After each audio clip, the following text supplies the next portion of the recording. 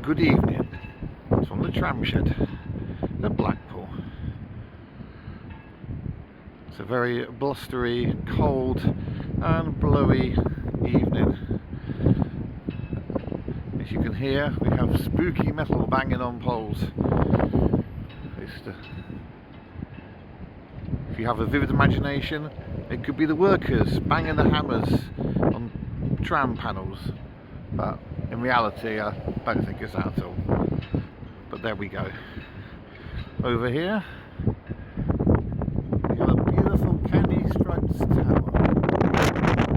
I'm taking shelter behind the electricity substation so the wind noise doesn't get us. Anyway, you didn't tune in for this, you tuned in for Spooky Tales of the Tram Shed Part 2. Tonight we have a little story some of you may or may not know, but Balloon Tram 703 is reputedly one of the most haunted trams, if not the haunted tram, that is actually on the fleet. 703, known by the crews for quite some time, over many decades, has been noted for strange footsteps upstairs when no one's around, for the bell going off with, you guessed it, no one around and for no logical explanation, and passengers that mysteriously disappear after boarding. Lots of folklore and legends go round from 703, and give you a brief oversight of it. 703 is a balloon double-decker built in 1934. Balloon trams from the Art Deco styling that they received. Walter Love took over in the 1930s and for Blackpool Transport, and realised that his rolling stock was ageing, and it was at a time when people were getting rid of electric tramways, and balloon cars were ordered. They were brand new and really pretty much of their type, as everyone else was getting rid of them. They were new ones.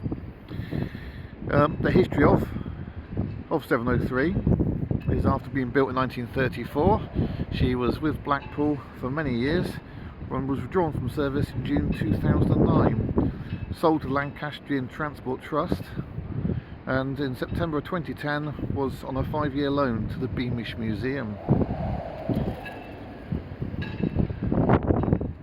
She was changed into Sunderland colours and modifications as number 101 livery, and she eventually returned home on the 23rd of March 2017. With a crowdfunding, was £1,500 needed to be raised for her to be returned back here, her ancestral home, and within 24 hours that target had been achieved. Such was the love for this tram. Now, the story that I have managed to find, I just thought I would share it with you. So, Balloon Car 703 was previously number 240, and in 1968 she was changed to 703.